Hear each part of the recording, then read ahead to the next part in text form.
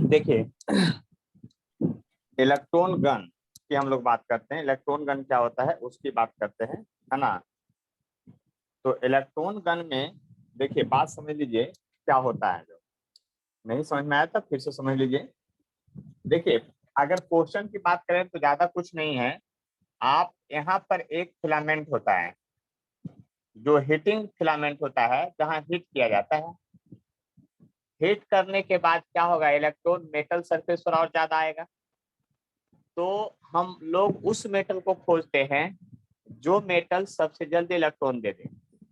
तो उसमें बेरियम या सीजियम की बात होती है। तो बेरियम ऑक्साइड का कोटिंग किया जाता है यहाँ पर, जिससे इलेक्ट्रॉन जल्दी और रिलीज हो।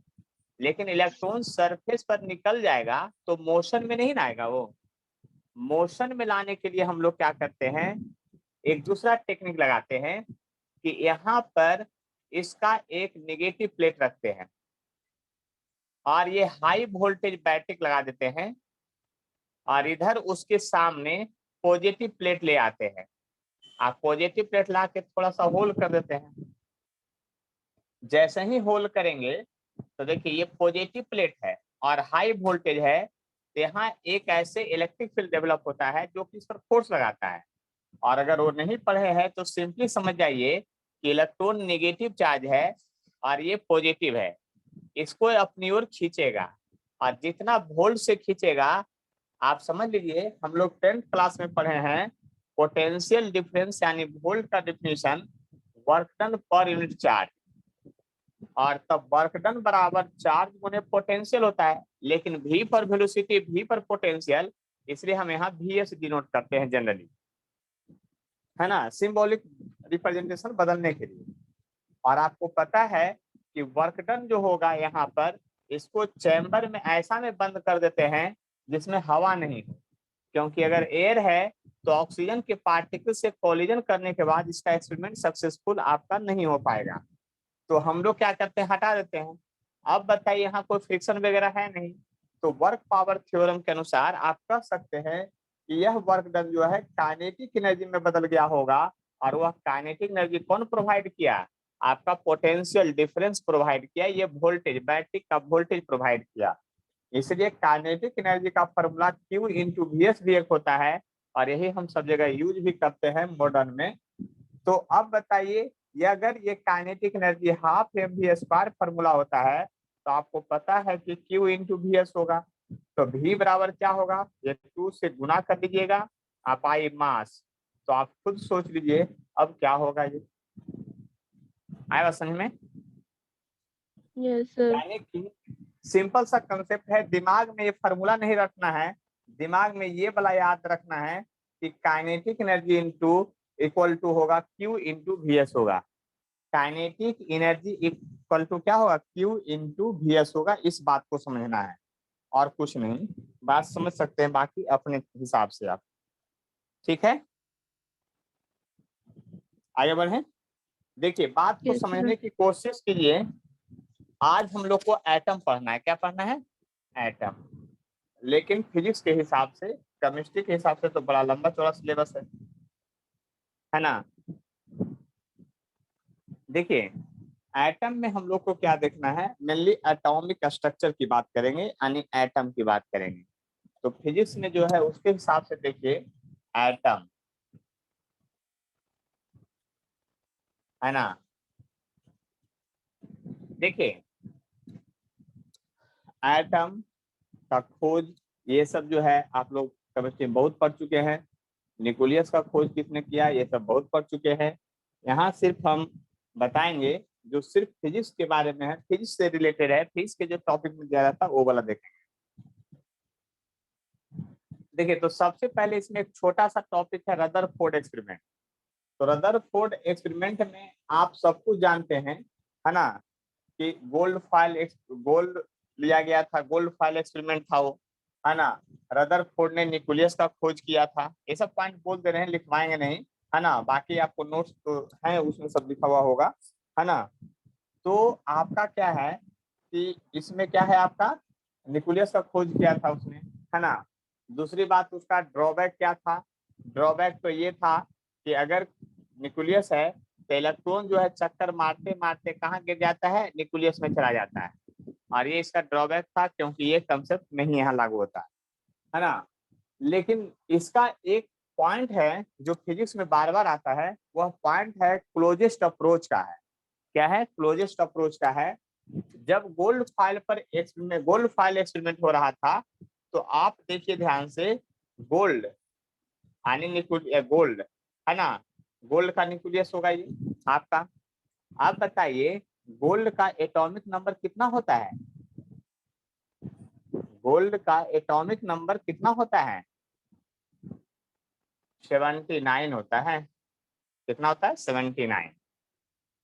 आप जोड़ लीजिए, आप लोग पीरियड टेबल रट्टा मारते हैं ना, CU AG AU फाइनेज मेटल, ये 29 है। इसका कितना जोड़ा जाता है इसमें? 18, फिर 32, तो 18 जोड़िएगा इसमें तक कितना होगा? 17, 47, फिर इसमें 32 जोड़िए तब कितना होगा? 9 और 7, नहीं होता ना 2 8 8 18 32, इस तरह से आप जोड़ते हैं ना, वही वाला बात है। और मास नंबर कितना होता है? 180। आप देखिए ध्यान से, तो यहाँ पर गोल्ड फाइल एक्सपेरिमेंट में क्या था, यहाँ पर अल्फा पार्टिकल से बम्बार्डमेंट करवाया जाता था। अल्फा पार्टिकल का मास नंबर कितना होता है? 4 होता है। एटॉमिक नंबर 2 होता है ना। और गोल्ड फाइल एक्सपेरिमेंट में अल्फा पार्टिकल से जब इस पर बम्बार्डमेंट करवाया था, तो रदरफोर्ड ने ये देखा कि लगभग 10,000 से 12,000 अल्फा पार्टिकल जब उसमें बम्बार्डमेंट करवाया जाता है, उसमें एक पार्टिकल लगभग जो है 180 डिग्री पर जाके रिटर्न हो जाता है। मतलब जाता है इधर से फिर उधर से रिटर्न हो जाता है, 180 डिग्री पर रिटर्न हो जाता है।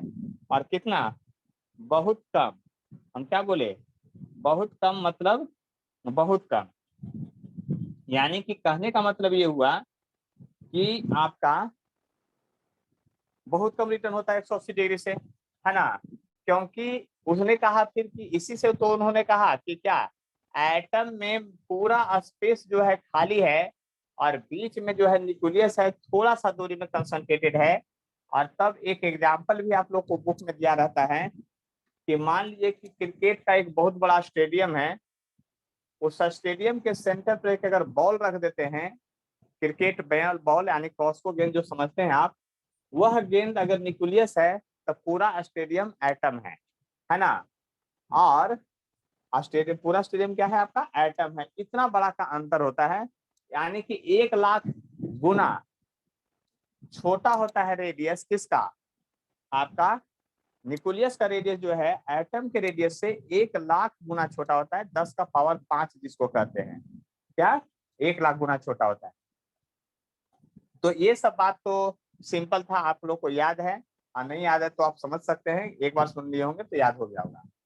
लेकिन हमको यहाँ क्या बताना है, यहाँ जो जेईई मेन में क्वेश्चन पूछेगा, आपको नीट में पूछेगा, एडवांस में पूछेगा, उस क्वेश्चन की बात कीजिए। यहाँ एक टर्म है closest approach. Closest approach, closest approach है, एक टर्म है क्लोजेस्ट अप्रोच है, ठीक है। तो क्लोजेस्ट अप्रोच क्या होता है वो समझ लीजिए। क्लोजेस्ट अप्रोच में क्या होता है आप समझ लीजिए ध्यान से। किसी भी अल्फा, ऐसे ये सब जगह लागू होता है, अल्फा पार्टिकल पर नहीं होता है क्योंकि रदरफोर्ड पर है इसलिए वहां पर हम बोल रहे हैं अभी। अल्फा पार्टिकल को आप कितना भी वेलोसिटी से क्यों नहीं फेंक दीजिए, मान लिया कि अभी ये इनफाइनाइट डिस्टेंस पर है, इनफाइनाइट डिस्टेंस पर है, तो दोनों में इंटरेक्शन फोर्स नहीं है, मतलब इलेक्ट्रिक फोर्स नहीं लग रहा है। इसका मतलब उसके अंदर कोई एनर्जी पोटेंशियल नहीं है, अभी इनफाइनाइट डिस्टेंस पर है। इसलिए अभी यहाँ इससे ये इनफाइनाइट डिस्टेंस पर इसलिए इसमें कोई पोटेंशियल एनर्जी नहीं लग रहा है। अब इसके सामने आप कितना भी काइनेटिक एनर्जी क्यों नहीं दे दीजिए, कितना भी काइनेटिक एनर्जी क्यों नहीं दे दीजिए, ये जब पास जाने लगेगा तो हाईली रिपल्सिव फोर्स डेवलप होगा। हाईली रिपल्सिव फोर्स डेवलप होगा। क्यों डेवलप होगा भाई? तो अल्फा पर 2 पॉजिटिव चार्ज होता है, इस पर चार्ज की संख्या +2 होता है P, और इस पर 79 प्लस यह इसके न्यूक्लियस पर है। अब आप जरा ध्यान से देखिए 79, इसका मास भी बहुत ज्यादा है इसके रिस्पेक्ट में, यानी ये हाथी है और ये चींटी के जैसा समान है। अब रिपल्सिव फोर्स लगेगा तो ये कहीं भी रखा रहेगा तो ये हिलेगा भी नहीं, ये हिलेगा भी नहीं, इसको कितना भी काइनेटिक एनर्जी से क्यों नहीं दीजिए, ये जाएगा पास में। रिपल्सिव फोर्स के कारण ये कहीं ना कहीं रुक जाएगा कि नहीं, आप ही बताइए, आप लोग बताइए कि रुक जाएगा कि नहीं। ये अल्फा कहीं ना कहीं जाके रुकेगा, इसे सट नहीं सकता है, क्योंकि आप जानते हैं इलेक्ट्रोस्टैटिक फोर्स का formula Q1 Q2 by R square. सटने का मतलब है कि ये दोनों के बीच का R 0 हो जाना। R 0 मतलब इनफाइनाइट फोर्स, इनफाइनाइट फोर्स तो संभव ही नहीं है, इसीलिए आपका ये कितना भी स्पीड से क्यों नहीं पहुंचे, कहीं ना कहीं जाके रुक जाएगा।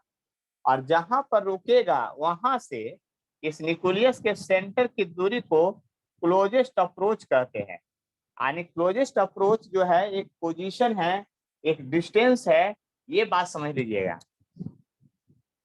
बात समझ में आ गया? क्लोजेस्ट अप्रोच क्या है आप लोग को बोलिए जल्दी से। प्रियांशी समझ में आ गया है? Yes, sir. गौरव समझ में आ गया कि आपका क्लोजेस्ट अप्रोच क्या है? Yes sir. चलिए, तो क्लोजेस्ट अप्रोच समझ में आ गया, लेकिन इसका कैलकुलेशन कैसे करेंगे? तो ये आइए अब 11th क्लास के फिजिक्स में टोटल मैकेनिकल एनर्जी कहाँ, इनिशियली मतलब यहाँ पर, यानी कि जहां से प्रोजेक्ट किया गया है, और फिर टोटल मैकेनिकल एनर्जी फाइनली, यानी जहां पर जाके वो रुक गया है, फाइनली यहाँ पोजीशन पर था। तो mechanical energy potential energy plus kinetic energy का सम होता है। तो पोटेंशियल एनर्जी इस पोजीशन पर 0 है और इस पोजीशन पर सिर्फ काइनेटिक एनर्जी है इनिशियल में। और यहाँ पर जब आ गया तो इस दोनों के बीच इंटरेक्शन फोर्स है, तो पोटेंशियल एनर्जी होगा, यानी पोटेंशियल एनर्जी फाइनल में है, बट काइनेटिक एनर्जी 0 हो गया है। आप समझ सकते हैं बात को। और पोटेंशियल एनर्जी हम फॉर्मूला यहाँ लिख दे रहे हैं, potential energy between two charge particle का एक फॉर्मूला होता है, वो आपको अभी लर्न कर लेना है फिलहाल। U बराबर होता है Q1 Q2 चार्ज दोनों का 4 पाई एप्सिलॉन नॉट डिस्टेंस, है ना, दोनों चार्ज के बीच का डिस्टेंस होता है, ये होता है फॉर्मूला। 1/4 पाई एप्सिलॉन नॉट का वैल्यू ऑलवेज 9 × 10⁹ SI यूनिट में यूज किया जाता है। अब देखिए ध्यान से क्या होगा, यहाँ काइनेटिक एनर्जी जो फेंके होंगे, कभी तो काइनेटिक एनर्जी दे देगा और क्लोजेस्ट अप्रोच R पूछेगा, और कभी नहीं देगा तो काइनेटिक वेलोसिटी देगा इसके बदले। तो ½ mv² लिखिएगा यहाँ पर, ½ mv² K, यानी कि Q1 Q2 लिख दीजिए by 4 pi epsilon not R। और यहीं से आपको R निकालना रहेगा, यहीं से R फाइंड करना रहेगा, वो क्लोजेस्ट अप्रोच होगा, यही R कैलकुलेशन करना रहेगा। आए बात समझ में? यही R आपका क्या करना रहेगा, आपका कैलकुलेशन करना रहेगा, जिसको हम लोग कहते हैं क्लोजेस्ट अप्रोच कहते हैं। क्या कहते हैं? क्लोजेस्ट अप्रोच कहते हैं। बात समझ में आ गई है या नहीं आई है, ये बताइए अब इतना दूर तक। हम जो पूछ रहे हैं वो बोलिए, बात समझ में आ गई है? Yes, sir. तो निकालिए, असाइनमेंट जो दिए हैं उसमें एटम होगा, एटम असाइनमेंट में से जो है जल्दी से आप लोग क्वेश्चन बनाइए। 8 नंबर जो जेईई मेन में भी आया हुआ है, जिपमर एग्जाम में भी आया हुआ है, यानी नीट वाला में, है ना, उसको बनाना है आपको तुरंत अभी।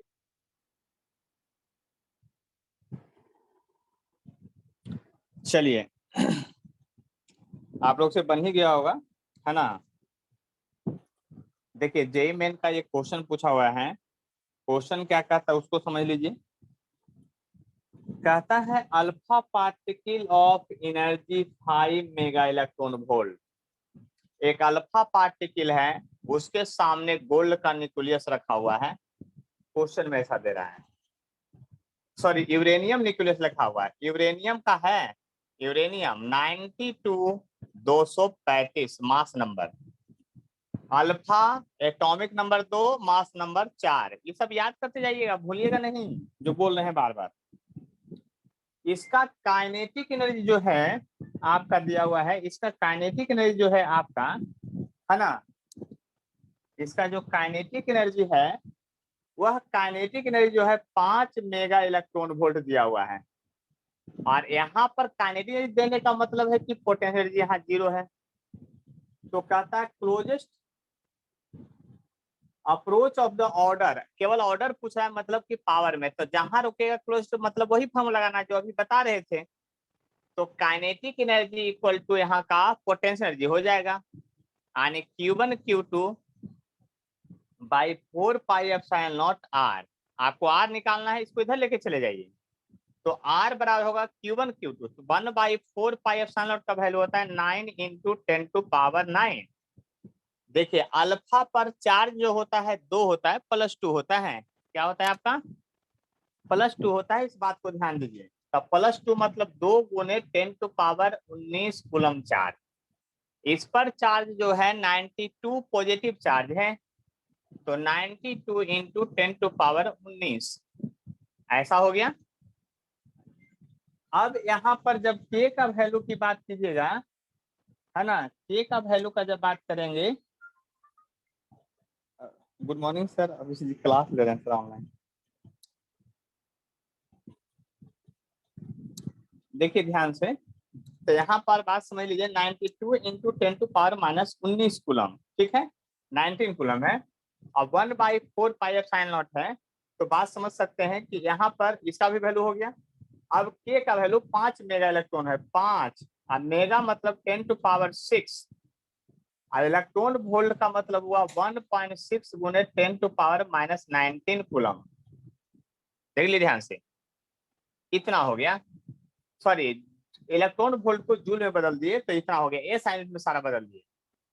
तो अच्छा, एक बात और छूट गया था यहाँ पर, दोनों जगह 2 था ना, तो 1.6 1.6 दोनों बार मल्टीप्लाई होगा, क्योंकि देखिए यहाँ पर था 2 प्रोटॉन का चार्ज था, 2, अब प्रोटॉन का चार्ज 1.6 × 10⁻−19, और 92 प्रोटॉन, 92 × 1.6 इतना, तो एक 1.6 और एक ये पावर यहाँ से कैंसिल हो जाएगा। अब अगर सिर्फ पावर की बात कीजिएगा तो देखिए 9 है, इधर 2 है, इधर 92 है, उधर 1.6 है, तो 9 × 2 × 92 × 1.6/5 ऐसे बच गया। और पावर की बात कीजिए, अब पावर की जब बात करेंगे तो देखिए ये जाकर के ऊपर माइनस हो जाएगा, और ये पहले से ही -10 था, तो -17 तो हर हाल में आएगा। अब देख लीजिए ध्यान से, -17 जो है क्या है, हर हाल में आएगा आपको। तो देखिए ये मीटर में आएगा, लेकिन यहाँ देखिए इसको जब मल्टीप्लाई करेंगे, तो अगर 2 से भी मल्टीप्लाई करेंगे तो 200, यानी 2 जीरो और घटेगा, 10⁻15 मीटर के आसपास आएगा। लेकिन आंसर यहाँ दिया है सेंटीमीटर में, इसीलिए आपका आंसर सी हो जाएगा, 10⁻−12, क्योंकि और 2 जीरो घटेगा, आने की पावर में जनरली आप कह सकते हैं कि 10⁻12 सेंटीमीटर के आसपास होगा। मीटर में रहता है तो 10⁻14 होता है। तो बात समझ में आ गया होगा कि क्वेश्चन कैसे पूछेगा और बनेगा कैसे, यह आपका पूछा हुआ भी क्वेश्चन था, ठीक है। तो आगे बढ़ें, तो आगे बढ़ते हैं और बात को समझने की कोशिश करते हैं। चलिए, किन्हीं को अगर कोई सर प्रॉब्लम है थोड़ा बहुत, हाँ बोलिए। सर वहाँ पे मल्टीप्लाई क्या किए है वहाँ पर? इलेक्ट्रॉन का चार्ज कितना होता है? 1.6 × 10⁻19 होता है, और 1.6 छूट गया था दोनों जगह। यहाँ 2 प्रोटॉन था तो 2 प्रोटॉन लिखे, 1.6 × 10⁻19 लिखना चाहिए था, वो छूट गया था, इसलिए उधर लिख दिए बाद में। आए बात समझ में? चलिए, तो अब हम लोग बोर मॉडल ऑफ एटम पढ़ेंगे। हमको इस क्वेश्चन को बताने के सर लिए वो सिर्फ ब्रदर मल्टीप्लाई कैसे मतलब क्यों किए हैं? क्यों किए हैं, चार्ज का कितना वैल्यू होता है आप बताइए, एक प्रोटॉन का चार्ज कितना होता है?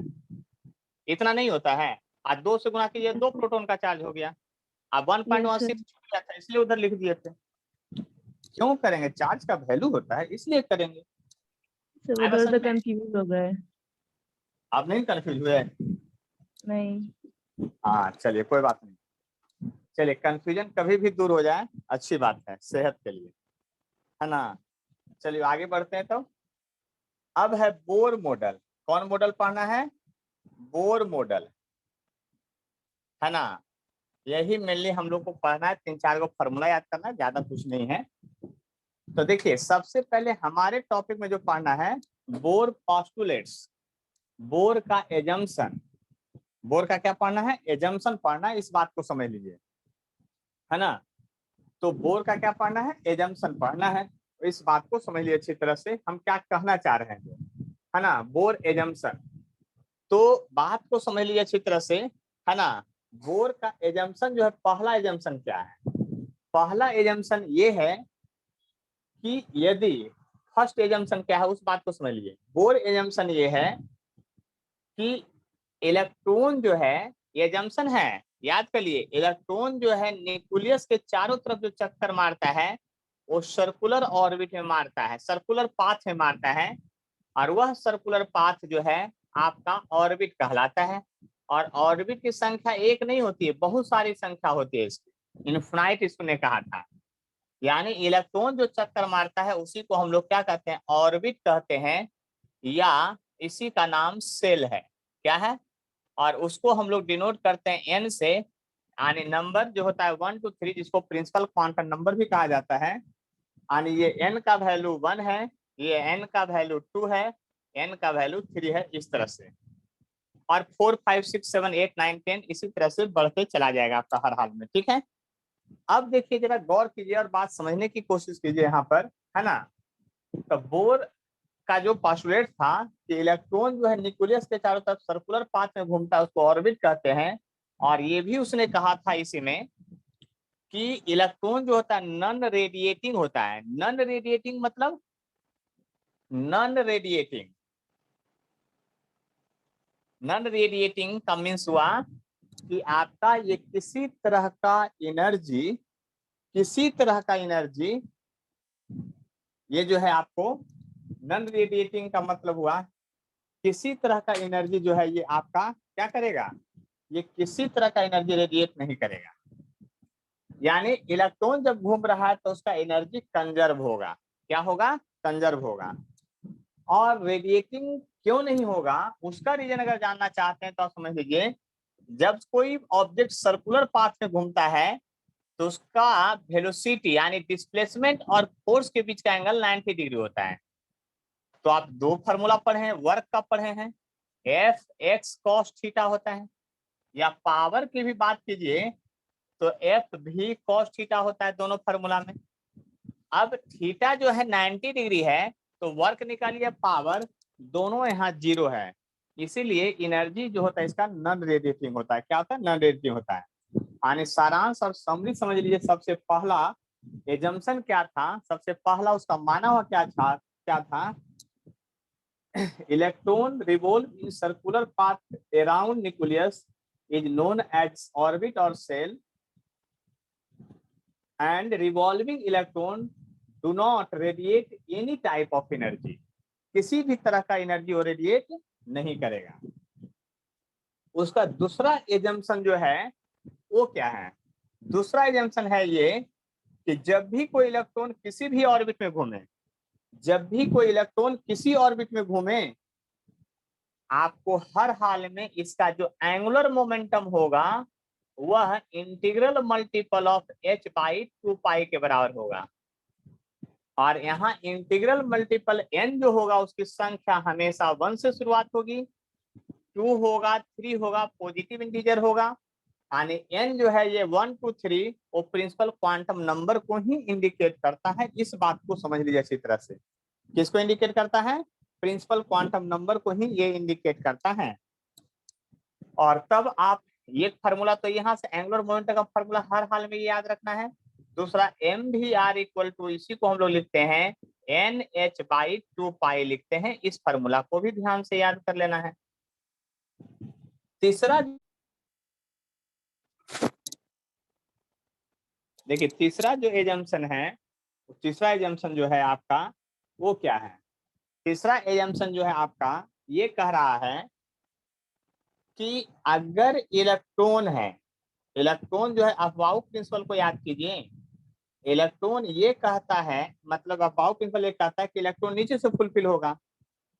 तो ये मतलब यहाँ एजम्पशन ये है या सही बात है ये कि कोई भी इलेक्ट्रॉन को जब एनर्जी दीजिएगा तो लोअर से हायर ऑर्बिट में ये जंप करेगा। तब जब एनर्जी यो लेगा तब, एरो देखिए उल्टा बना, एनर्जी लेगा इलेक्ट्रॉन तो लोअर से कहाँ चला जाएगा, वो हायर ऑर्बिट पे चला जाएगा। इस बात को समझ लीजिए, कहाँ चला जाएगा, लोअर से हायर ऑर्बिट में चला जाएगा। और लोअर से हायर ऑर्बिट जाने में ये किसी तरह का एनर्जी गेन कर सकता है। आपका इलेक्ट्रॉन किसी तरह का एनर्जी ले सकता है। किसी तरह का एनर्जी का मतलब समझे, किसी तरह का एनर्जी का मतलब आपका हीट एनर्जी भी ले सकता है, आपका केमिकल एनर्जी भी ले सकता है, आपका इलेक्ट्रिकल एनर्जी भी ले सकता है, यानी एनी टाइप ऑफ एनर्जी जो है आपसे वो ले सकता है। लेकिन जब यह लौटेगा तुरंत, जब यह लौटेगा तुरंत, तो ये एनर्जी जो आपकी बार रिलीज करेगा ना, ओनली फोटोन के टर्म में यूज रिलीज करेगा। इस बात को भी ध्यान रखिएगा, यानी लेगा किसी तरह से और देगा सिर्फ अपनी मर्जी से। इस बात को ध्यान समझिए, हम क्या कर रहे हैं, यह एनर्जी जो है लेगा किसी भी तरह से ले सकता है। आपका हीट एनर्जी ले सकता है, इलेक्ट्रिकल एनर्जी ले सकता है, केमिकल एनर्जी ले सकता है, मैकेनिकल एनर्जी ले सकता है, लेकिन देगा सिर्फ अपनी मर्जी से ओनली फोटोन। फोटोन यानी इलेक्ट्रोमैग्नेटिक वेव या लाइट उसको कह सकते हैं आप, ठीक है। लाइट के आगे भी देगा, है ना, यानी कि आपका एक्सरे, ये सब इंफ्रारेड, रेडियो वेव, ये सब भी इमिट करेगा, यानी सारा वेव करेगा ये इमिट, लेकिन उसको इलेक्ट्रोमैग्नेटिक वेव ही कहते हैं। ये 3 एजम्पशन था, वो तीनों एजम्पशन बहुत क्लियर है, फिर से समझ लीजिए।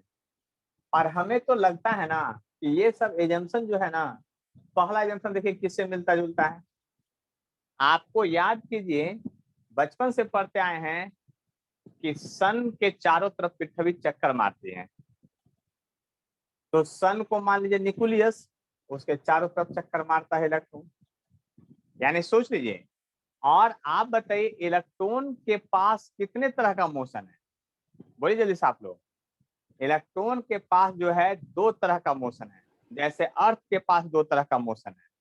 अर्थ एक रिवोल्यूशन भी करता है और अपने एक्सिस पर स्पिन भी करता, नाचते रहता है। और आप लोग पढ़े होंगे स्पिन के चलते, आपका अर्थ के स्पिन के चलते यहाँ दिन रात होता है, डे नाइट होता है। और रिवोल्यूशन के चलते आपका मौसम बदलते हैं, यानी वेदर चेंज होता है ना, साल जो जिसको कहते हैं, यानी 2 तरह का कंडीशन है। उसी तरह से इलेक्ट्रॉन जब इसके न्यूक्लियस के चारों तरफ चक्कर मारता है, आप लोग बहुत लोग जानते भी नहीं होंगे ये सब बात, है ना, केमिस्ट्री पढ़ लेने के बाद भी।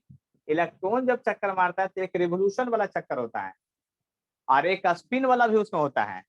और वही स्पिन में आपको हाफ और प्लस हाफ और माइनस हाफ होता है, यानी कि इलेक्ट्रॉनिक कन्फिग्रेशन लिखते हैं ना, तो ऐसे लिखते हैं ना कि पहले ऐसे ऐसे भरता है, क्या पॉजिटिव एंटी क्लॉकवाइज, वो क्लॉकवाइज नाचता है ना, तो उल्टा दिखाते हैं। तो उसका सेंस यही है कि इलेक्ट्रॉन भी यहाँ 2 तरह से रिवॉल्व करता है।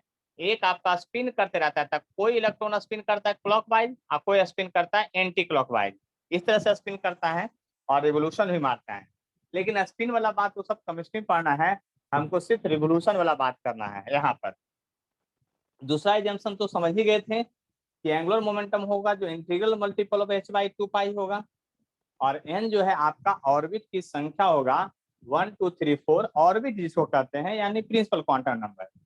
तीसरा बात तभी समझे कि आप ही के जैसा नेचर है, आदमी के जैसा इसका नेचर है, क्या, इलेक्ट्रॉन का। हम लोग बहुत चालाक हैं, जब पैसा लेना रहता है किसी से तो किसी भी कंडीशन में ले सकते हैं, आप याद कीजिए, है ना। लेकिन जब देने की बारी आती है ना, तो शाम हो गया तो नहीं देंगे, आज बृहस्पति है तो नहीं देंगे, है ना, कोई संडे को नहीं देता है, मतलब अलग अलग, है ना। मतलब कहने का मतलब ये हुआ कि एनर्जी ये लेगा किसी तरह से, लेकिन देगा सिर्फ अपनी मर्जी से, है ना। आप लोग भी क्या कीजिए, 10-20 लाख रुपया हमको दे दीजिए, है ना, उसका दौड़ाते रहेंगे। आज संडे है ना, कल बृहस्पति है, शाम है, मतलब हम जब को देने का मन होगा तभी देंगे, अपनी मर्जी से देंगे। आए बस समझ में ना। तो तीनों पोस्टुलेट समझ में आ गया आप लोग को कि नहीं आया समझ में, ये बताइए। तो तीनों पोस्टुलेट जो है बहुत सिंपल है, आप बात समझ सकते हैं।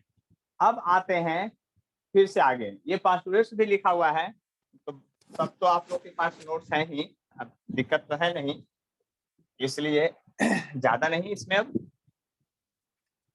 अब बात समझने की कोशिश कीजिएगा अच्छी तरह से कि आखिर क्वेश्चन बनेगा कैसे और हम लोग यहाँ पर क्या क्या समझने वाले हैं।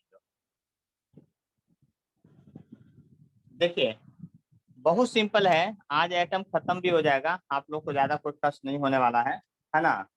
यहाँ से पहले इसको 2 पार्ट में डिवाइड कर देते हैं, है ना। देखिए बात को समझने की कोशिश कीजिएगा, हम क्या क्या समझाने की कोशिश कर रहे हैं। सबसे पहले जब आपका इलेक्ट्रॉन जो है न्यूक्लियस के चारों तरफ चक्कर मारेगा, ऐसे चक्कर मारेगा। अब फिजिक्स की बात कीजिए, सर्कुलर मोशन की बात कीजिए।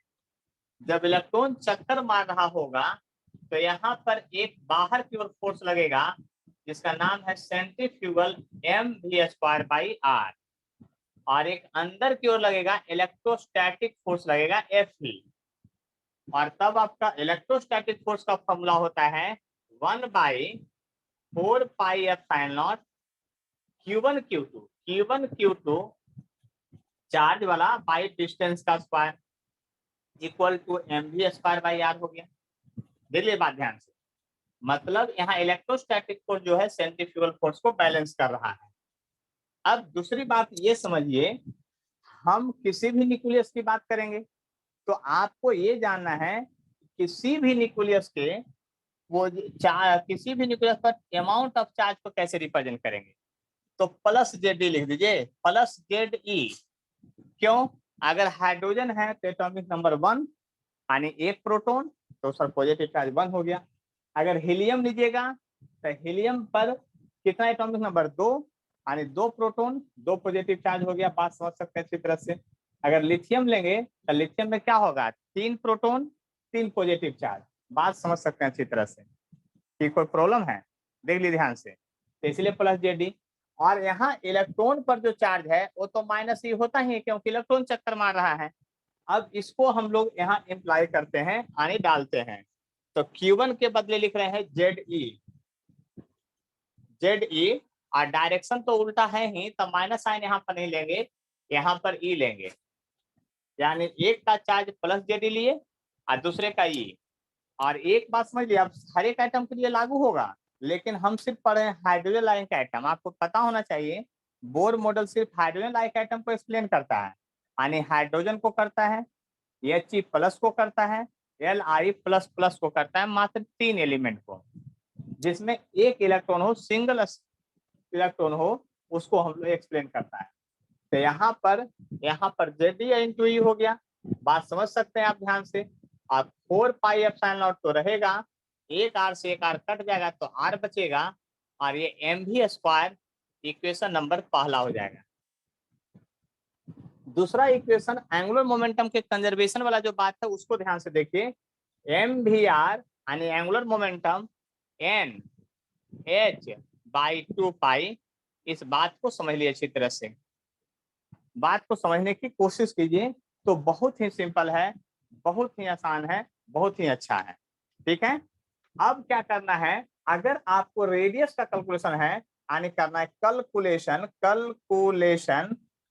Of radius. अगर रेडियस का कैलकुलेशन करना है तो क्या करेंगे, ध्यान से समझिएगा मेरी बात को।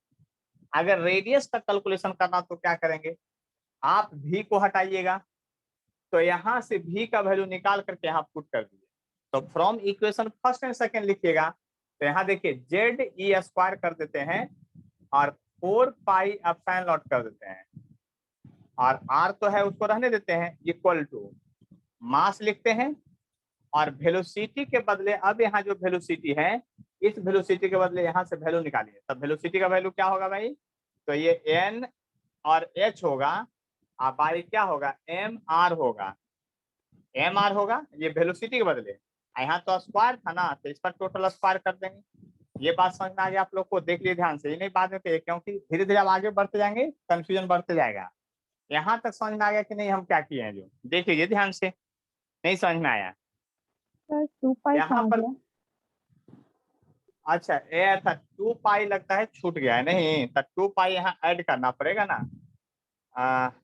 हाँ 2 पाई ऐड करना पड़ेगा, तो यहाँ तो 2 पाई ऐड करते हैं, एकदम बिल्कुल आप लोग सही पकड़े, 2 पाई ऐड करना पड़ेगा यहाँ। अब देखिए जरा ध्यान से देखिएगा, स्क्वायर कीजिएगा, उसके बाद क्या क्या बचेगा वो देख लीजिए, जेड ई स्क्वायर हो जाएगा ये। देखिए 2 पाई का स्क्वायर कीजिएगा, यहाँ बाहर निकलेगा, यहाँ 4 पाई है, तो ये तो कट जाएगा, ये बात आप समझ रहे हैं। आप साइन नोट इधर बचेगा, और यहाँ आर स्क्वायर होगा तो आर भी इधर कट जाएगा, और यहाँ एम स्क्वायर होगा तो एक एम भी कट जाएगा, बचेगा क्या? एन स्क्वायर और एच स्क्वायर। देखते जाइएगा आप लोग, एक एम कट गया था, एक एम बच गया, एक आर कट गया था तो एक आर बच गया, 2 पाई से यहाँ 4 पाई कटवाए थे, तो आपका क्या हो गया? 4 पाई स्क्वायर, तो एक पाई बच गया, और क्या बच गया देख लिए ध्यान से, इतना बच गया है। और कोई चीज बचा है तो बोलिए आप लोग, देख लिए ध्यान से। इसलिए आप रेडियस बराबर लिख सकते हैं, क्या? रेडियस को इधर लाइए, बाकी सब टर्म को उधर, तो हो जाएगा आपका एच स्क्वायर प्लैंक्स कांस्टेंट वाला, है ना।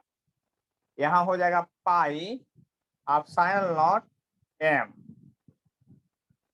पाई epsilon naught M, pi sorry epsilon naught तो ऊपर चला जाएगा, वो अच्छा यहाँ से नहीं, एप्सिलॉन ये आर इधर गया था तो एप्सिलॉन नॉट ऊपर चला जाएगा, और यहाँ ई का पावर जो है वो आ जाएगा, क्या आ जाएगा? ई का पावर, देख लीजिएगा ध्यान से कैलकुलेशन, ई का पावर आ जाएगा आपका, है ना। और क्या होगा? पाई और एम रहेगा, और फिर एन स्क्वायर इधर बच गया बाई जेड। देख लीजिए आप लोग, सही सही सब दिखाया है, देख लीजिए, समझ में आ गया आप लोग को? अब इसी का जो कांस्टेंट है ना, इसका जो वैल्यू होता है ना, इसका वैल्यू होता है 0.529 होता है एंगस्टन में, तो 0.529 एंगस्टन लिखिए, यानी तो एंगस्टन लिखिए तो एन स्क्वायर बाई जेड सिर्फ फॉर्मूला आएगा एंगस्टन के रूप में, एंगस्टन के रूप में। लेकिन अगर आप लिखना चाहते हैं 0.529 इंटू 10⁻⁻10, तो ये मीटर में चला जाएगा, और एन स्क्वायर बाई जेड तो आपका रह ही जाएगा। इतना बात समझ में आया कि नहीं? ये बात समझिए, अब देख लीजिए, बात समझ लीजिए अच्छी तरह से, और कोई प्रॉब्लम है तो बोलिए। तो रेडियस का ये फॉर्मूला आपको याद करना पड़ेगा यहाँ से यहाँ तक, कि रेडियस का फॉर्मूला जो होता है 0.529 एन स्क्वायर बाई जेड। कौन? रेडियस ऑफ रिवॉल्विंग इलेक्ट्रॉन का ये फॉर्मूला आया है। चलिए, किन्हीं को कष्ट है तो बोलिए, नहीं तो मैं आगे बढ़ूंगा।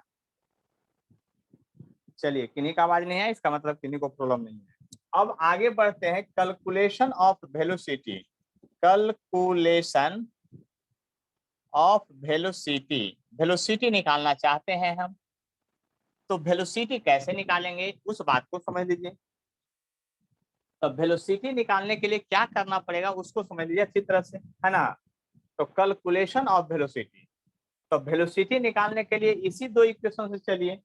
अब की बार रेडियस के बदले वैल्यू पुट कर दिए वहां पर, तो देखिए था जेड ई स्क्वायर था बाई 4 पाई एप्सिलॉन नॉट था, 4 पाई एप्सिलॉन नॉट था।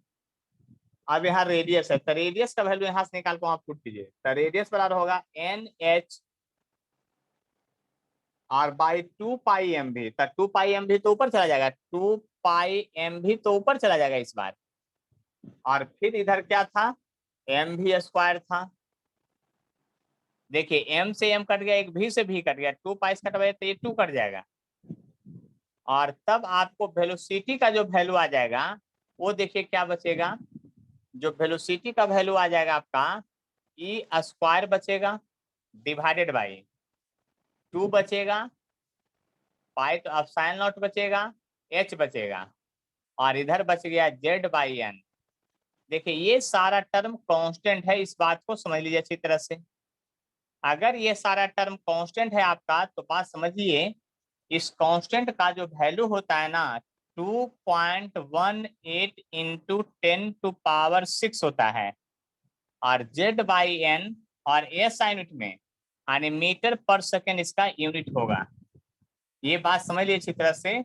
और बताइए कि इसमें भी कोई प्रश्न है, कोई प्रॉब्लम है तो बोलिए आप लोग, देख लीजिए। तो ध्यान से समझ में आ रहा है ना सब कुछ? Yes sir. और फार्मूला याद करते जाना, यानी रेडियस का फार्मूला 0.5। तो अगले क्लास में सबसे पहले फार्मूला पूछेंगे सब लोगों से, 0.529 n²/z 0. ये सब जो है बात समझ लीजिए अच्छी तरह से, है ना। अब कैलकुलेशन ऑफ वेलोसिटी जब हो गया तो आते हैं काइनेटिक एनर्जी के कैलकुलेशन का, यानी kinetic energy of revolving electron. Revolving electron, बात समझिए ध्यान से। तो काइनेटिक एनर्जी का फॉर्मूला होता है हाफ mv²। ये बात आप जानते हैं। तो m/2 यहाँ रहने दीजिए, और वेलोसिटी का वैल्यू यहाँ स्क्वायर करके रखना पड़ेगा, क्योंकि और वेलोसिटी का वैल्यू देखिए यहाँ निकाले हुए, इसको स्क्वायर करके यहाँ पुट कीजिए तो ये हो जाएगा e⁴ हो जाएगा। देख लीजिए ध्यान से, e⁴ हो जाएगा। बात समझने की कोशिश कीजिए। इसको स्क्वायर कीजिएगा तब *4 हो जाएगा, ε0 का स्क्वायर हो जाएगा, h² हो जाएगा, और Z² हो जाएगा। देखिए अगर आप कैलकुलेशन करेंगे इसका इलेक्ट्रॉन वोल्ट में अगर याद करना चाहते हैं तो आएगा 13.6, और Z²/n² आ गया। किस के यूनिट में? इलेक्ट्रॉन वोल्ट के यूनिट में आ गया। इसका यूनिट जो लिखिएगा, अगर फार्मूला को हेड दिए हैं तो इसका यूनिट इलेक्ट्रॉन वोल्ट में आएगा, ये काइनेटिक एनर्जी। अगर आपको निकालना हो किस में, अगर आपको निकालना हो किस में, आपको जूल वाले में, तो के का जो वैल्यू आएगा इसका जो गुना भाग होता है वो 2.18 इंटू 10⁻⁻18 Z² इन जूल में होता है। इस बात को समझ लिया अच्छी तरह से। आपको जिसमें निकालना निकाल सकते हैं काइनेटिक एनर्जी। तो इसका भी वैल्यू आपको समझ में आ गया होगा, लर्न हो गया होगा कि काइनेटिक एनर्जी का वैल्यू क्या होगा। देख लीजिए ध्यान से अच्छी तरह से, हाफ में भी इसको करना है। उसी तरह से निकालना है potential energy of revolving electron. Revolving electron, तो देखिए पोटेंशियल एनर्जी का जो फार्मूला है इलेक्ट्रोस्टैट के चैप्टर में पढ़ाएंगे, लेकिन उसका फार्मूला होता है यही 1/4πε0 Q1 Q2 दोनों का चार्ज। तो दोनों का चार्ज जब लिखिएगा तो दोनों का चार्ज मतलब न्यूक्लियस पर जो चार्ज है और इलेक्ट्रॉन पर जो चार्ज है। तो न्यूक्लियस पर चार्ज तो Ze है, Ze है। लेकिन एक बात और बताना चाहते हैं आप लोग को कि यहाँ पर पोटेंशियल एनर्जी के केस में, एनर्जी के केस में कहीं भी हम जो फॉर्मूला यूज करते हैं तो प्रॉपर साइन के साथ यूज करते हैं। प्रॉपर साइन के साथ मतलब अगर नेगेटिव है तो नेगेटिव के साथ यूज करेंगे, पॉजिटिव है तो पॉजिटिव के साथ यूज करेंगे, ऐसा करते हैं। तो ये हो गया क्या, Q1 Q2/4πε0। डिस्टेंस, डिस्टेंस मतलब इलेक्ट्रॉन जहां नाच रहा है, तो डिस्टेंस यानी रेडियस, डिस्टेंस यानी यहाँ पर क्या, रेडियस। तो रेडियस का देखिए वैल्यू और फार्मूला इधर निकाले हुए हैं, ये वाला वैल्यू, ये वाला वैल्यू वहां पर पुट करना पड़ेगा। तो रेडियस नीचे है तो ये तीनों टर्म नीचे चला जाएगा, यानी h² ε0 h² नीचे चला जाएगा और n² भी नीचे रहेगा, और ये वाला पाई e² और m जो है ऊपर चला जाएगा और z भी ऊपर चला जाएगा। देख लीजिए ध्यान से, बात समझ में आ गया? ये वाला वैल्यू हम पुट किए हैं, देखिए जल्दी से। गौरव समझ में आ गया है? अनुषा समझ में आ गया है? देखिए वैल्यू पुट किए हैं, है ना। और जो आपका PDF है उसमें सब लिखा हुआ है, मतलब जो कॉपी लिए हैं आप लोग उसमें कोई दिक्कत नहीं है। आप जरा गौर कीजिएगा ध्यान से, अच्छी तरह से समझिएगा मेरी बात को। यहाँ पर क्या होगा, जो U बराबर जो होगा उस बात को समझ लीजिए, है ना, हम क्या कहना चाह रहे हैं। तो देखिए अब यहाँ पर जब कटवा उठवा के लिखिएगा तो देखिए आपका पाई एक कट जाएगा यहाँ से और ये 4 बच जाएगा। तो ऊपर वाला टर्म अगर पहले लिखते हैं तो e⁴ हो गया, e⁴ देखिए ऊपर के टर्म में e⁴ हो गया, 2 3 4 बार हो गया पावर। पाई नीचे जाके कट गया, m बच गया, और ऊपर फिर इधर Z² बचा हुआ है। और नीचे में कौन कौन टर्म बचा, तो ये 4 बचा हुआ, पाई तो कट गया था, अब sin0 का स्क्वायर बचा हुआ है, और फिर आपको बच गया है क्या, देख लीजिए ध्यान से, आपको बच गया है यहाँ एच स्क्वायर बच गया और एन स्क्वायर तो इधर ही लिखना है। आप जरा गौर कीजिएगा और ध्यान से समझने की कोशिश कीजिएगा। तो देखिए अच्छी तरह से बात अगर समझ लेते हैं तो यहाँ काइनेटिक एनर्जी में एम ई का पावर 4 था, आप साइन नॉट का स्क्वायर एच स्क्वायर था, एम ई का पावर 4 अब साइन नॉट एच स्क्वायर है, जेड स्क्वायर एन स्क्वायर सब कुछ सेम है। जबकि यहाँ पर 8 था, 4 गुने 2 8 था, यहाँ पर 4 है और यहाँ एक माइनस साइन भी आएगा क्योंकि इसका माइनस साइन था। अब बताइए न्यूमेरिकल वैल्यू में पोटेंशियल एनर्जी का मैग्नीट्यूड ज्यादा है कि काइनेटिक एनर्जी का, न्यूमेरिकल वैल्यू में आने की मैग्नीट्यूड के टर्म में। देखिए ध्यान से देख लीजिए, बात समझ लीजिए अच्छी तरह से। Potential energy sir. Potential energy का वैल्यू ज्यादा है, दुगना है ये, क्योंकि नीचे 4 है और वो 3 है। बात समझ में आ गया कि नहीं?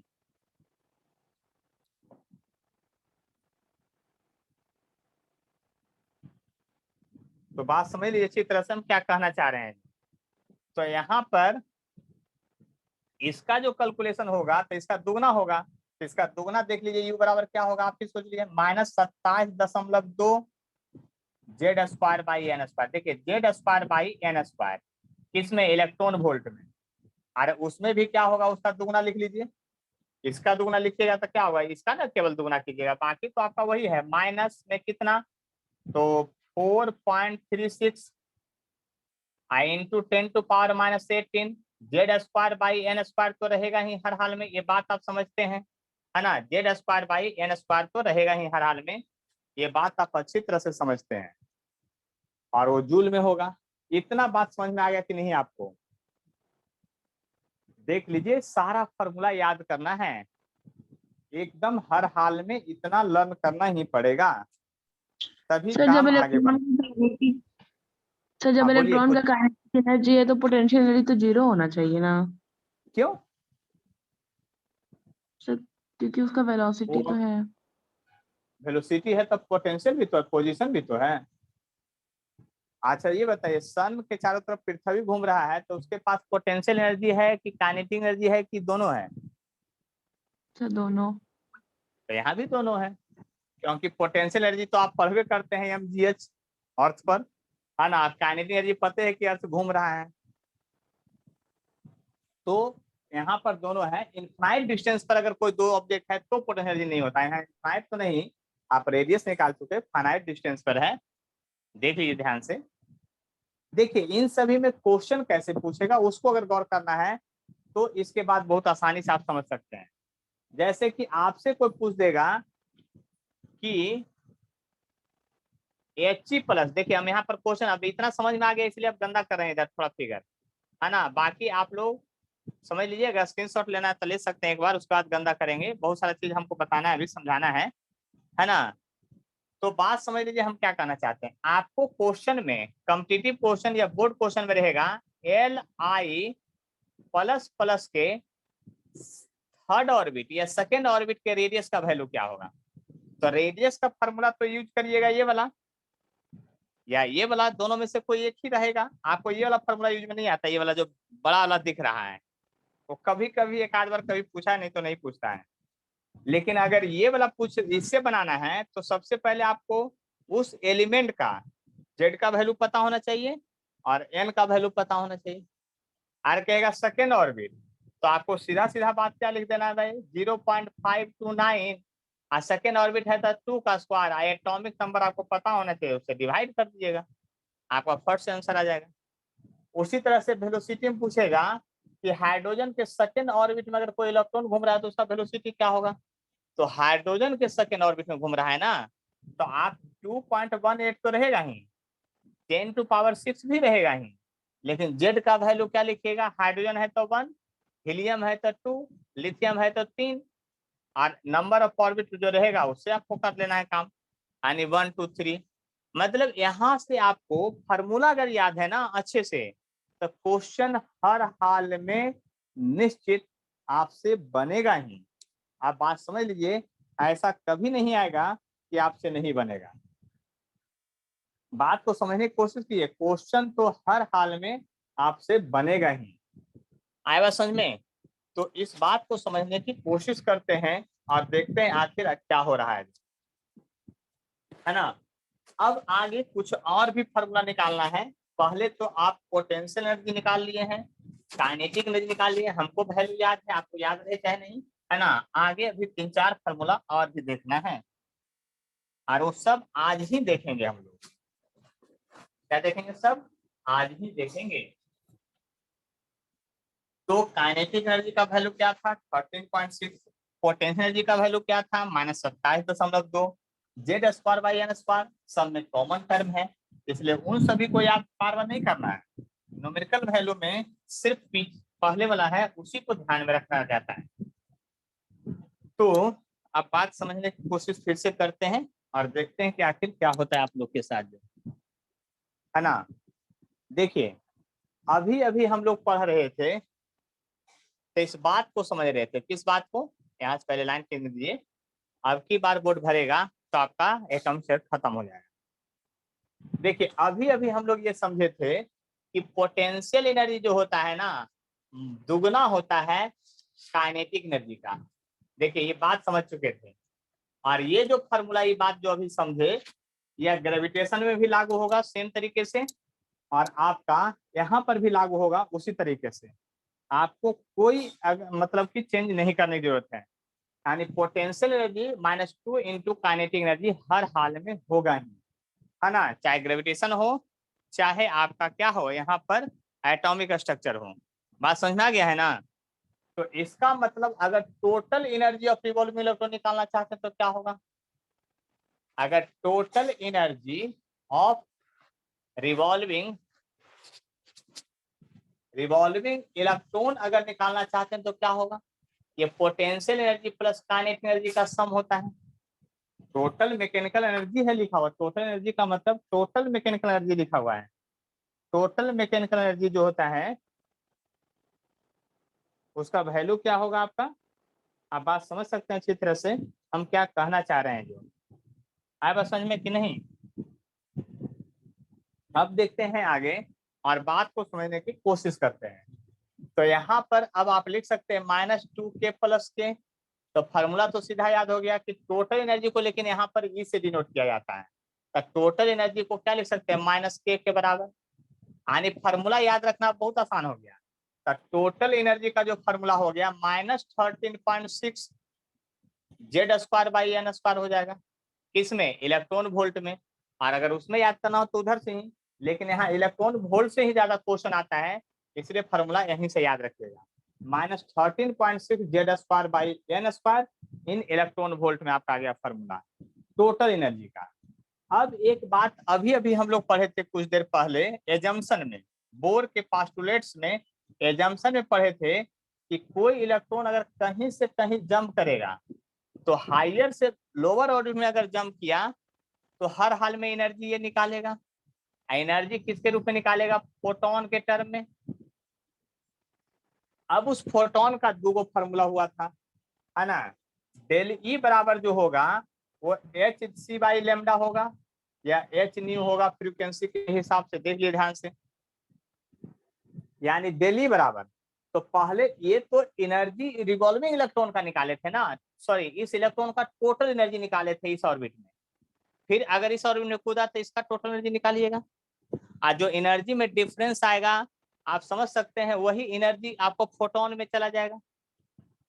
यहाँ पर जितना टोटल एनर्जी इलेक्ट्रॉन का है घूमते हुए, और यहाँ पर दोनों एनर्जी अंतर होगा, क्योंकि एन का वैल्यू चेंज कर रहा है, नंबर ऑफ ऑर्बिट ये वाला तो बदलेगा।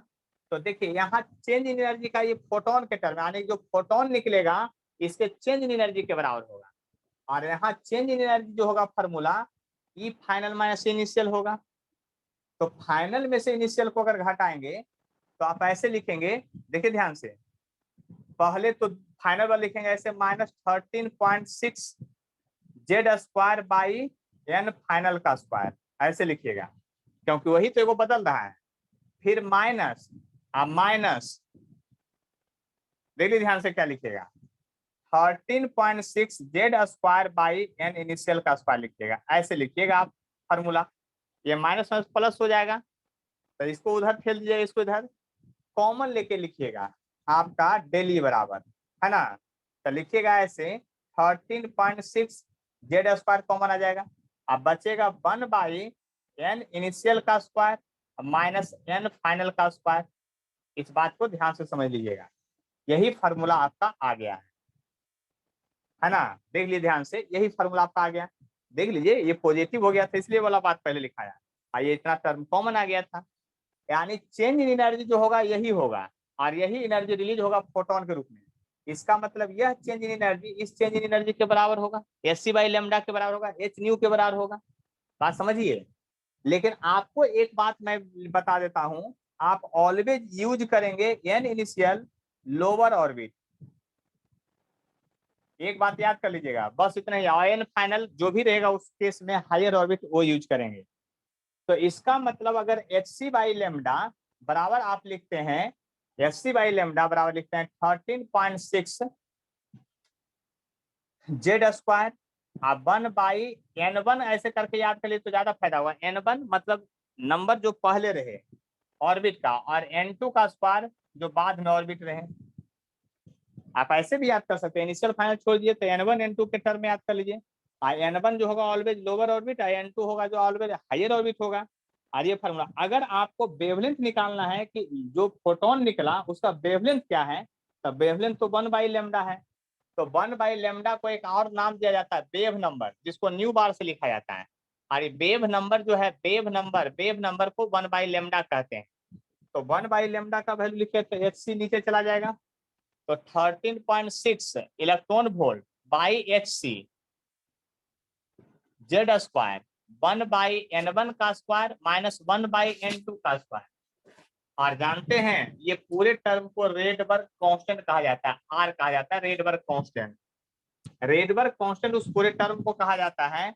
तो यानी 1/λ इक्वल टू लिख सकते हैं रेडबर्ग कांस्टेंट 1.029 सॉरी 97 गुने 10⁻7 है ना, ये होता है। इसी का वैल्यू को हम लोग रेडबर्ग कांस्टेंट कहते हैं। तो अब ये हो गया, इस वैल्यू को ही रेडबर्ग कांस्टेंट कहते हैं। तो जेड स्क्वायर हो गया, अब 1/n1 का स्क्वायर हो गया, 1/n2 का स्क्वायर हो गया। ये फार्मूला से आप वेवलेंथ ऑफ फोटोन जो इमिट हुआ वो डायरेक्ट निकाल सकते हैं। देख लीजिए, ये फार्मूला आपको याद करना पड़ेगा। यानी कि इलेक्ट्रॉन जब यहाँ से यहाँ लोअर से हायर जंप किया तो वहां से वो एनर्जी निकालेगा, वेवलेंथ का फार्मूला। इस बात को समझ लीजिए अच्छी तरह से।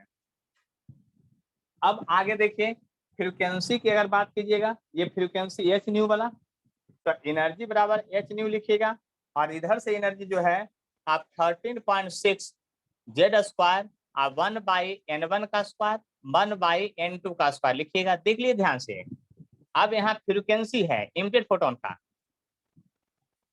इलेक्ट्रॉन वोल्ट में लिखिएगा इसको, बाई h प्लैंक्स कांस्टेंट है ना, जेड स्क्वायर 1/n1 का स्क्वायर माइनस 1/n2 का स्क्वायर, लोअर ऑर्बिटल पे लिखना है। तो फ्रीक्वेंसी इसको को गुना भाग करते हैं तो 3.29 इंटू 10⁻15 आ जाता है। और ये जेड स्क्वायर तो रहेगा ही, 1/n1 का स्क्वायर माइनस 1/n2 का स्क्वायर होगा। और ये हर्ज में होगा, क्योंकि फ्रीक्वेंसी जब इमिटेड फोटोन का होगा तो क्या होगा, हर्ज में होगा। इस बात को समझ लिया अच्छी तरह से। अब बताइए आप लोग को कोई कष्ट है तो बोलिए, यहाँ तक समझने में है कोई कष्ट? नहीं है। तो इसके बाद देखिए, आपको हाइड्रोजन स्पेक्ट्रम पढ़ना है। हाइड्रोजन स्पेक्ट्रम, जब हाइड्रोजन स्पेक्ट्रम पढ़ना है तो बात समझ लीजिए, इसका डिस्कशन अब अगले क्लास में होगा। लेकिन हाइड्रोजन स्पेक्ट्रम से जनरली क्वेश्चन नहीं आता है। तो जो असाइनमेंट दिए हैं देखिए, इस असाइनमेंट में एटम में क्वेश्चन है 1 नंबर से लेकर के आपका 57 क्वेश्चन है, जो कि डिफरेंट कॉम्पिटिटिव एग्जाम में आया हुआ है।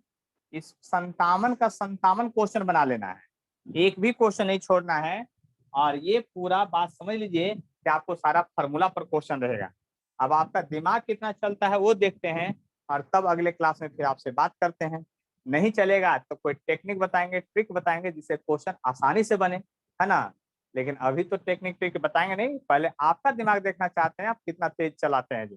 तब फिर अगले क्लास में हम लोग फिर मिलेंगे, है ना, और तब फिर इसका सोल्यूशन भी होगा, है ना। तो आज क्या है, आज का क्लास अब समाप्त।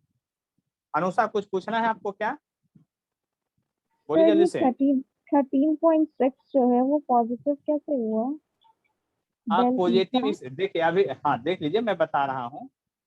देखिए यहाँ तक फार्मूला क्या होता है, जब भी होता है तब फाइनल माइनस इनिशियल घटाते हैं।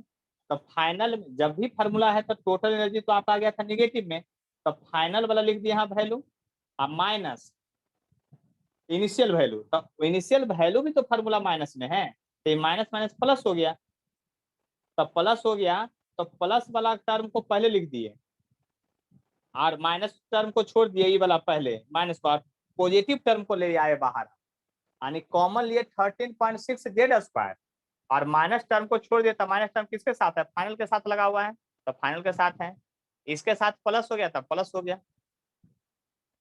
और कोई प्रॉब्लम है तो बोलिए। ना सर ठीक है। टोटल एनर्जी में माइनस रहेगा फार्मूला में, लेकिन जब फोटोन निकलेगा तो एनर्जी लेके निकलता है तो पॉजिटिव एनर्जी हो जाता है वो, इसीलिए सब जगह इधर फार्मूला पॉजिटिव में अब आ गया था। और किन्हीं को कोई कंफ्यूजन है, सोनाली नहीं कंफ्यूजन है, चलिए तब अब आपका अगले क्लास में मिलते हैं, लेकिन क्वेश्चन बना के रखिएगा तभी मजा आएगा, नहीं तो